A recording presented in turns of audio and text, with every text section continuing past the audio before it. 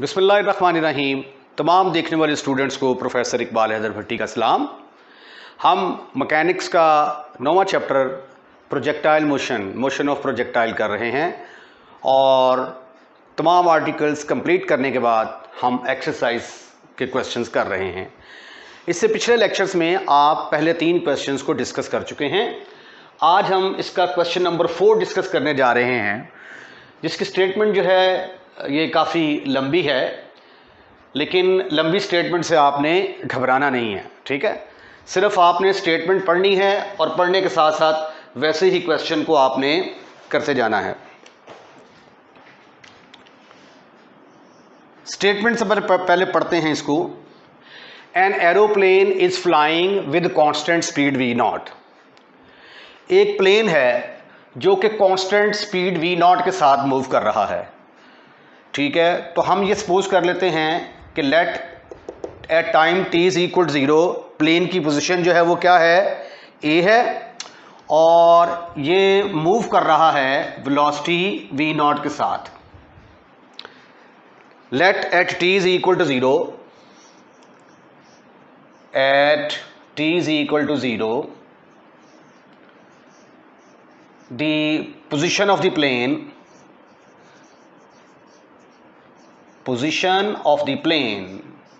plane से मुराद aeroplane is at a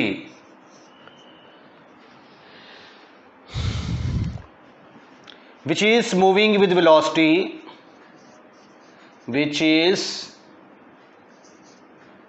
moving with velocity v naught velocity के साथ ये मूव करता हुआ जा रहा है। An aeroplane is flying with constant speed v naught, इतना ही मैंने लिखा है अभी, and at a constant height h, और इसकी जो ज़मीन से हाइट है वो किसके बराबर है, h के बराबर। h बुलंदी के ऊपर जो है ना वो एरोप्लेन जो है वो मूव करता हुआ जा रहा है। अब देखें, यहां से फिर देखते हैं करना क्या है। Show that if a gun is fired point blank at the aeroplane. भाई जाहिर है कि जब आपने गोली का निशाना लगाना है तो जहां पे एरोप्लेन है, अगर आप इस पॉइंट का निशाना लेंगे तो जब तक गोली यहां पे पहुंचेगी तब तक तो एरोप्लेन जो है वो आगे निकल चुका होगा, तो वो तो उसको टच नहीं करेगा। तो इसलिए जब भी आपने एरोप्लेन का निशाना लेना है तो खाली पॉइंट का निशाना लेंगे, पॉइंट ब्लैंक का। तो फर्ज किया कि हमने पॉइंट बी का निशाना लिया कि ये जो हमारी गोली जो है वो यहाँ से यहाँ पे जाके प्लेन बी को टच करेगी, तब तक प्लेन जो है वो यहाँ से मूव करके यहाँ पे आ जाएगा। तो जब ये निशाना लिया गया तो उस वक्त ये पॉइंट खाली था, ठीक है ना, उस वक्त प्लेन यहाँ पे मौजूद था। जितनी देर में गोली यहाँ पे जाएगी उतनी देर में प्लेन यहाँ तक चला जाएगा, राइट। तो इसलिए point blank at the aeroplane का जिक्र किया गया है। After it has pass directly over the gun, ये तब की बात हो रही है जब वो गन से ऊपर से गुजर चुका है plane. And its angle of elevation as seen from the gun is alpha, और वेलोसिटी जो है गन की जो गोली निकलती है वो वेलोसिटी v के बराबर है। अब यहाँ पे v नॉट नहीं है, आम तौर पे ये वाली वेलोसिटी v नॉट होती है। तो इसलिए जब आपने फार्मूला अप्लाई करना है तो इस बात का ख्याल रखना है कि अब फार्मूले में जहाँ पे v नॉट हम लिखा करते थे वहाँ पे v आएगा, क्योंकि v नॉट अब एरोप्लेन की स्पीड है, राइट, प्रोजेक्टाइल की स्पीड नहीं है। तो ये थोड़ा सा फर्क है उसके अंदर, अल्फा सेम ही है। The shell will hit the aeroplane provided 2v naught, ये सारी आगे वैल्यू दी गई है। कहता है कि ये शेल जो है ये एरोप्लेन को अगर हिट करता है तो फिर ये चीज़ इसके बराबर होगी, यानी ये वो रिजल्ट है जो हमने लेके आना है। वेयर v क्या है, v is the velocity of the shoot, और पाथ ऑफ दी गोली जो है जो निकलती है गन में से उसका पाथ एज्यूम कर लिया गया है कि वो पैराबोला है। लो जी, हमने लिखा है कि time t is equal to 0 पर उसकी पोजीशन a है और वो वेलोसिटी v के साथ मूव कर रहा है। Let the shell hit the plane at the point b।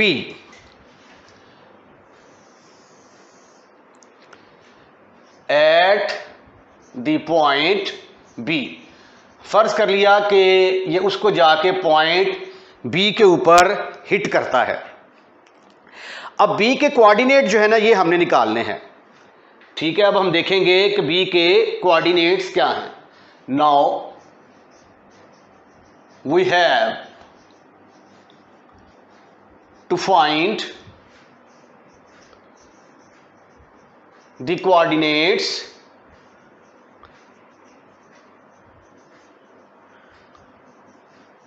Of the point B.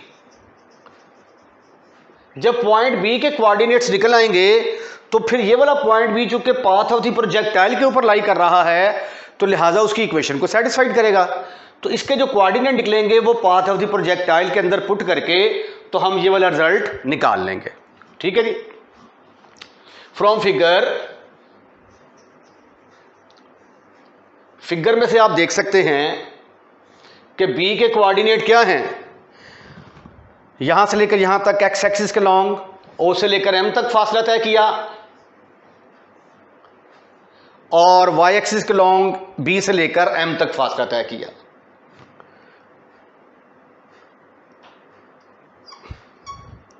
B से लेकर एम तक।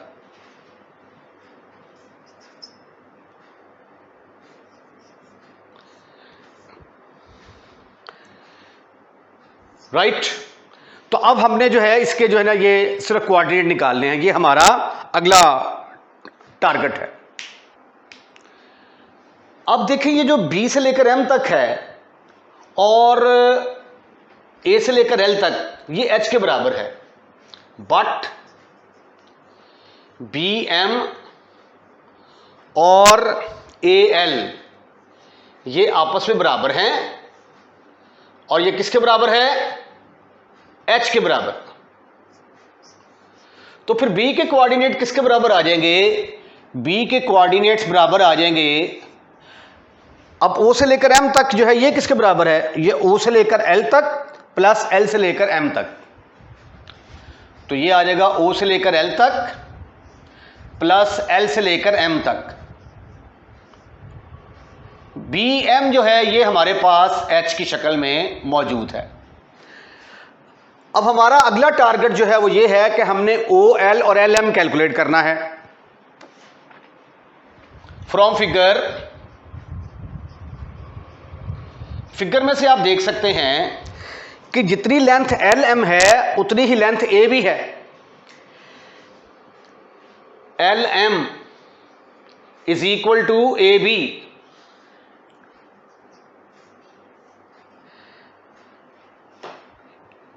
और ए बी किसके बराबर है? आपने एक फार्मूला पढ़ा हुआ है फिजिक्स में, S is equal to V T. तो ये प्लेन किस वेलोसिटी के साथ जा रहा है? वी नॉट वेलोसिटी के साथ जा रहा है। और कितने टाइम के बाद यहां से लेकर यहां तक आने में कितना टाइम लेता है? टी। तो A B is equal to V naught T. तो वी नॉट टी से मुराद ये है कि हमने एल एम निकाल लिया। अब हमें ओ एल कैलकुलेट करना है। अगर ओ एल भी कैलकुलेट कर लिया तो एल एम हमारे पास आ चुका और ये हाइट हमारे पास आ चुकी, तो हमारे पास बी पॉइंट से कोऑर्डिनेट निकल आएंगे। अब ओ एल कैलकुलेट करते हैं फ्रॉम राइट एंगल ट्राइंगल। ये राइट एंगल ट्राइंगल मैंने बना दी ओ एल ए। इस राइट एंगल ट्राइंगल में perpendicular over base, perpendicular over base किसके बराबर होता है? टेंजेंट के बराबर। तो ये आ गया टेंजेंट अल्फा। तो ओ एल किसके बराबर निकल आया? O L is equal to, O L इधर चला गया तो ये बन गया A L over tangent alpha. अब ए एल किसके बराबर है? ए एल ये तो एच के बराबर है, तो इसकी जगह पे क्या आ गया फिर? एच, और टेंजेंट ऊपर जाके क्या बनेगा? Cotangent alpha. तो ओ एल किसके बराबर आ गया? H cotangent of alpha. तो therefore coordinate of the point B किसके बराबर आ गए? बी के कोऑर्डिनेट आ गए, ओ एल की जगह पे आ गया H cotangent alpha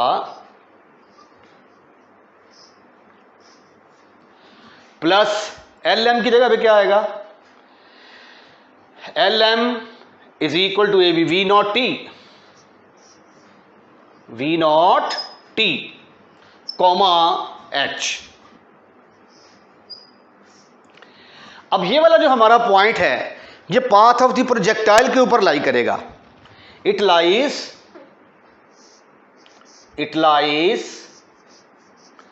on the path of projectile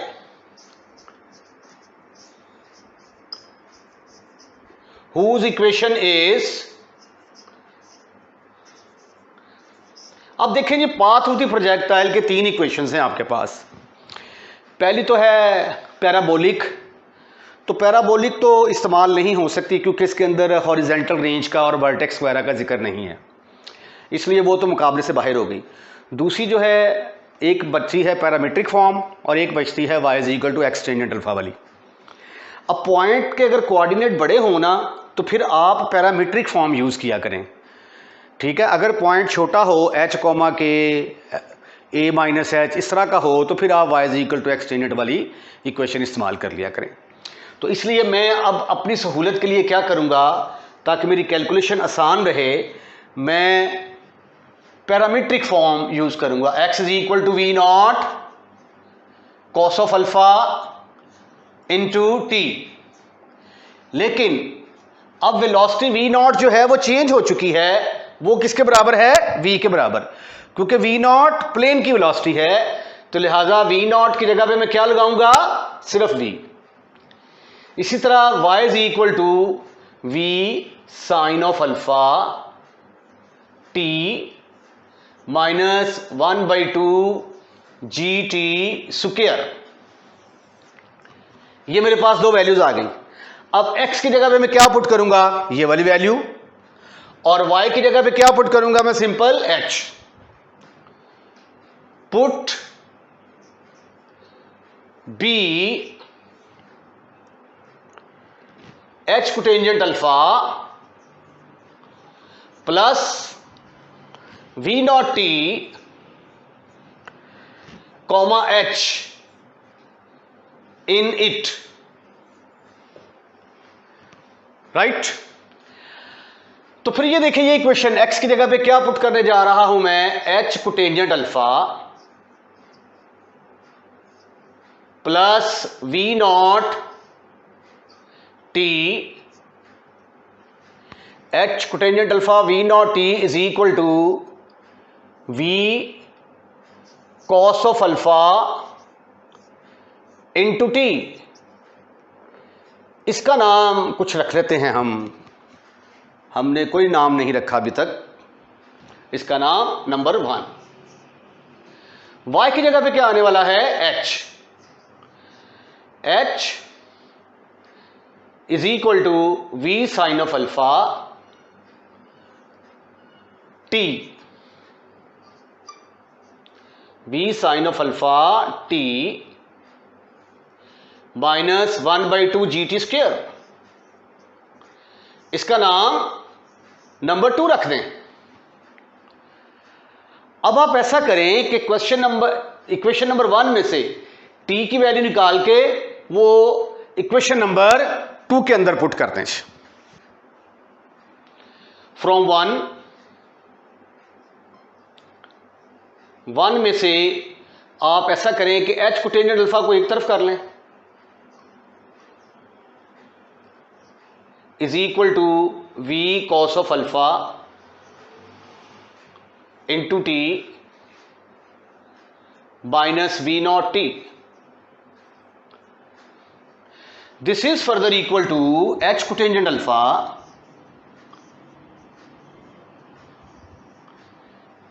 is equal to v cos of alpha minus v naught into t. यहां से t की कीमत आ गई मेरे पास, किसके बराबर आ गई? t is equal to h cotangent alpha over v cos of alpha minus v naught. क्योंकि ये देखें जो आंसर है उसके अंदर t की हमें ज़रूरत नहीं है, इसलिए t को हम एलिमिनेट कर रहे हैं, राइट. अब ये जो वैल्यू आई है इसको उठाकर आप इक्वेशन नंबर 2 में पुट करेंगे. Put in number 2. तो ये क्या बन गया? h is equal to v sine of alpha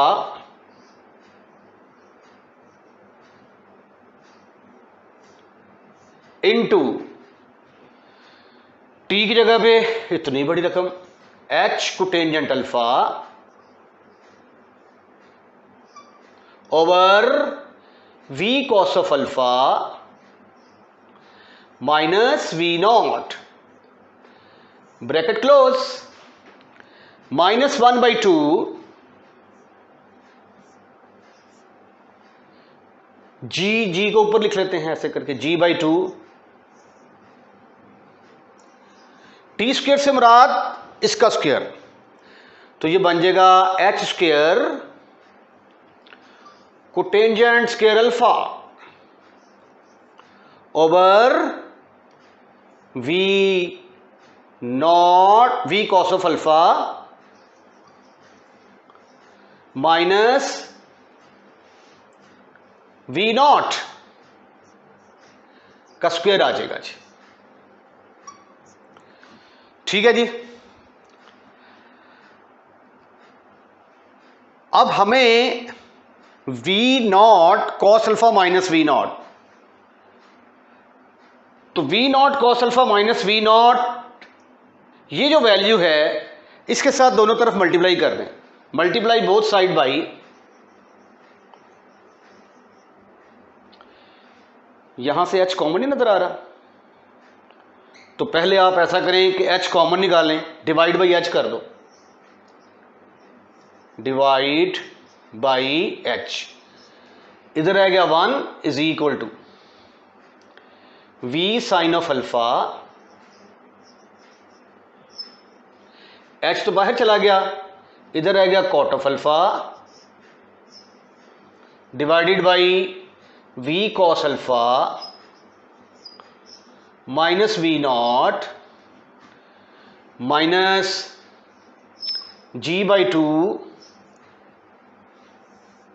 h, क्योंकि एक h बाहर जा चुका है, cotangent square alpha over 2 into v cos of alpha minus v naught का स्क्वायर. अब बाकी सिंप्लीफिकेशन हम नेक्स्ट पेज पे करेंगे. अब इस इक्वेशन को लिखा जा सकता है, इसको उठाकर इधर ले आए, इधर आके ये पॉजिटिव हो जाएगी राइट हैंड साइड में. G H cotangent square alpha, G H cotangent square alpha over 2 into V cos alpha minus V naught का स्क्वायर. इसको मैंने एक तरफ कर लिया और 1 को उठा के दूसरी साइड पे ले जाएं, is equal to V sine of alpha, v sine of alpha cotangent alpha over v cos of alpha minus v naught is equal to -1 के बराबर आ गया ये। अब इसका जरा एलसीएम लें तो ये आ जाएगा v sine of alpha cotangent of alpha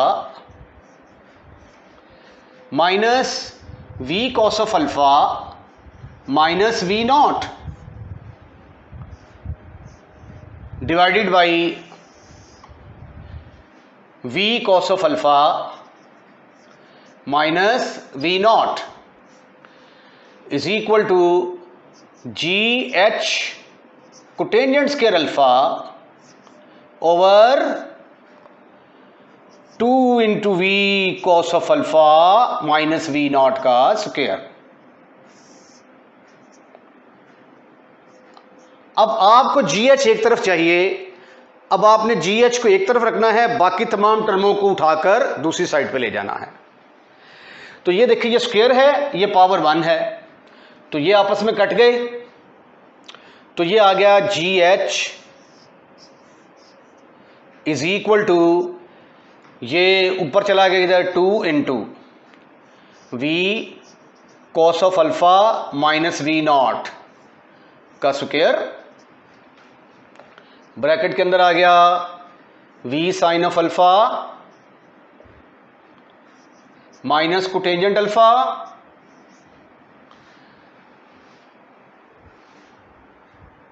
minus v cos of alpha minus v naught, bracket close, divided by v cos of alpha minus V naught, ये तो ऊपर चला गया, अब जी एच और कोटेंजेंट स्क्वायर अल्फा इधर नीचे आ जाएगा। ये माइनस नहीं आएगा बल्कि ये कोटेंजेंट अल्फा इसके साथ मल्टीप्लाई होगा और यहां पे माइनस आएगा। Right right. अच्छा जी, अब जो रिजल्ट हमने लेके आना है उस रिजल्ट में जी एच हमें एक तरफ चाहिए था और अगले स्टेप में हम कोटेंजेंट को ऊपर ले जाएंगे, टेंजेंट स्क्वायर बन जाएगा और इसको मजीद सिंप्लीफाई करना है हमने। 2v not cos of alpha, ठीक हो गया जी। ये आ गया 2 इंटू, ये इसके साथ कट गया, v cos of alpha minus V naught into, ये सिंप्लीफाई होता है v साइन ऑफ अल्फा और ये आ गया cos of alpha divided by sine of alpha minus v cos of alpha plus v not, और ये तो कट चुका ना इसके साथ, और ये कोटेंजेंट स्क्वायर अल्फा ऊपर जाके क्या बनेगा, टेंजेंट स्क्वायर अल्फा के बराबर आएगा। So this is further equal to 2v cos alpha minus v naught, ये साइन अल्फा से कट गया, v cos alpha minus v cos alpha plus v not tangent square alpha. अब ये दोनों आपस में कैंसल, तो रिजल्ट निकला है आपके पास, यहां से बचेगा 2v नॉट, उसको मैंने यहां पे लिख दिया 2v नॉट, ये एज इट इज आ गई v cos of alpha minus V naught into tangent square alpha is the required result. तो ये एक लंबा चौड़ा क्वेश्चन जो था, आखिरकार उसको हमने अंजाम तक पहुंचा दिया। 2 साथ आएगा v not tangent square alpha, बिल्कुल ठीक है जी। इसके साथ ये क्वेश्चन खत्म होता है। अब अगला क्वेश्चन हम डिस्कस करते हैं जी। क्वेश्चन नंबर 5, हमने इंक्रीज इन रेंज निकालनी है, लेकिन स्टेटमेंट जरा देखिए क्या है।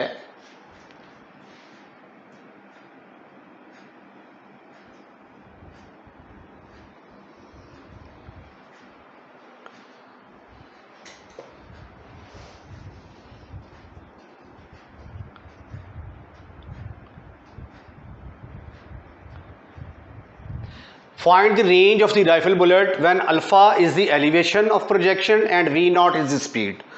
तो हमने फ़र्ज़ कर लिया कि हमने राइफल को फायर किया वेलोसिटी वी नॉट के साथ और एंगल अल्फ़ा के साथ।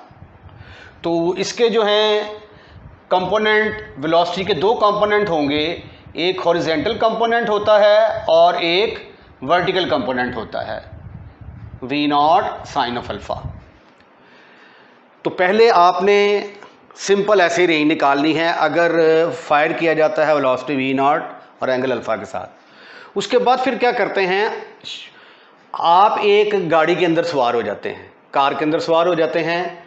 Show that if rifle is fired with the same elevation, एक गाड़ी के अंदर सवार होके उसी वेलोसिटी के साथ उसी एंगल के साथ आप जब दोबारा फायर करते हैं और कार जो है वो टारगेट की तरफ जा रही है, यानी गाड़ी इस तरफ जा रही है, तो साबित करना है कि ज़ाहिर है कि फिर जब गाड़ी में से आप राइफल फायर करेंगे तो उसकी रेंज डिफरेंट होगी और वो पहले वाली से ज़्यादा होगी।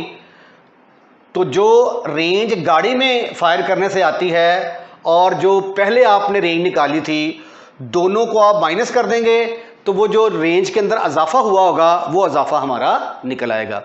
तो पहले हम ऐसा करते हैं कि सिंपल हम ऐसे प्रोजेक्टाइल की रेंज निकालते हैं जिसको प्रोजेक्ट किया गया वेलोसिटी वी नॉट और एंगल अल्फा के साथ।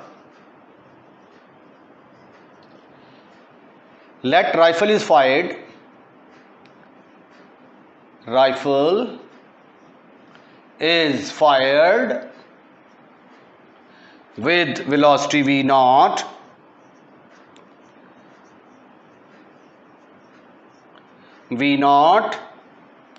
and alpha is the angle of projection,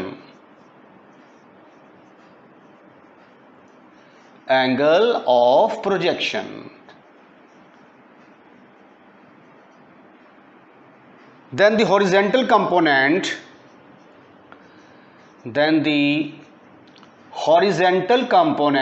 of velocity किसके बराबर आएगा, component of velocity is v naught cos alpha, और टाइम ऑफ फ्लाइट किसके बराबर आएगा, time of flight t is equal to बराबर होता है 2v not sine alpha over g, और रेंज का फार्मूला क्या है, r1 will be equal to horizontal component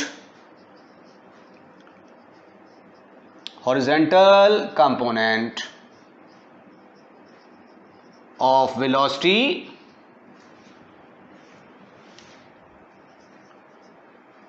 into time of flight।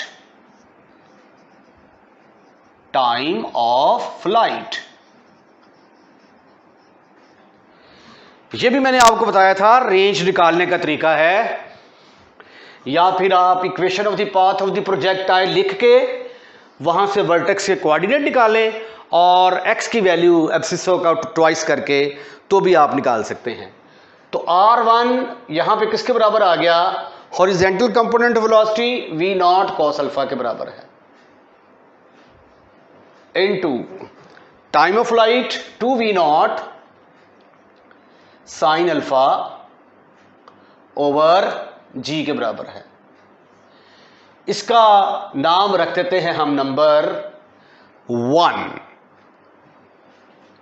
v not square 2v not square cos of alpha sign of alpha. मेरा ख्याल है कि इसको भी सिंप्लीफाई नहीं करते, हो सकता है कि हमें इसी को यहाँ से रिप्लेस करना पड़ जाए, तो फिलहाल मैं इसको सिंप्लीफाई नहीं कर रहा, इसका नाम मैं नंबर 1 रख रहा हूँ। अच्छा, अब हम क्या करते हैं, अब हम फायर करते हैं गाड़ी में बैठ के। ये फिगर तो टेढ़ी बनी जा रही है।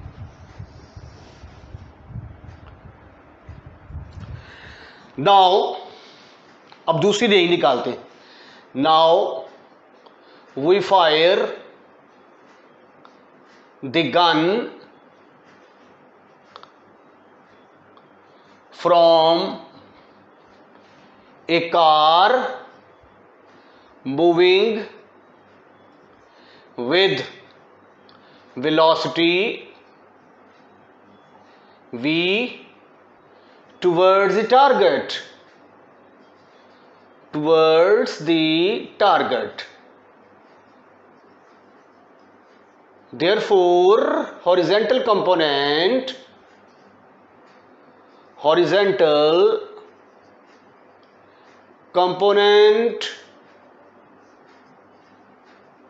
of velocity is, अब देखें जब ये इसका ये हॉरिजेंटल कंपोनेंट है v naught cos alpha v, ठीक है।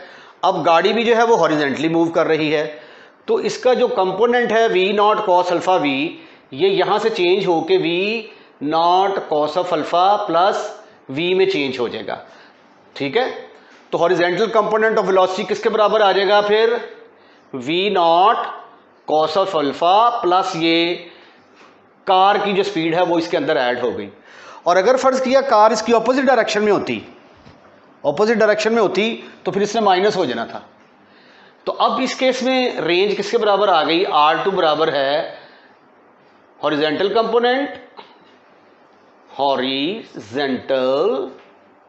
Component of velocity into time of flight, time of flight का फार्मूला क्या है, टाइम ऑफ फ्लाइट का फार्मूला वही 2 is equal to 2 V not sine alpha over G. इसके अंदर हॉरिजेंटल कंपोनेंट का जिक्र ही नहीं है, लिहाजा इसके अंदर कोई चेंज नहीं आएगी। तो R2 फिर किसके बराबर निकल आया, V not cos of alpha plus V over G into 2v not sine alpha over G. ये हमारी नई रेंज निकल आई थी। अब इंक्रीज इन रेंज किसके बराबर आएगी, नई रेंज में से पुरानी रेंज निकाल देंगे हम, ठीक है जी। This is now increase in range is R बराबर है R2 माइनस R1। अब सिर्फ और सिर्फ इनको हमने माइनस करना है, V naught cos of alpha plus V into 2V not sine alpha over G में से माइनस कर दिया मैंने V naught 2V not square 2V not square sine alpha cos alpha over जी।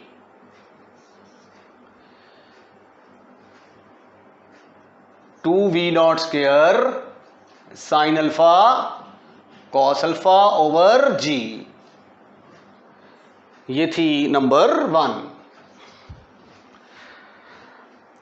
अब आप इसको इसके साथ मल्टीप्लाई करेंगे तो ये आ जाएगा 2v not square cos alpha और साइन अल्फा आपस में मल्टीप्लाई होंगे, sign alpha cos alpha over ये वाला जी, प्लस उसके बाद फिर आप इसको इसके साथ मल्टीप्लाई करेंगे। पहले वी नॉट कॉस अल्फा के साथ मल्टीप्लाई किया तो ये आ गया, फिर ये आ जाएगा 2v not sine alpha over ji.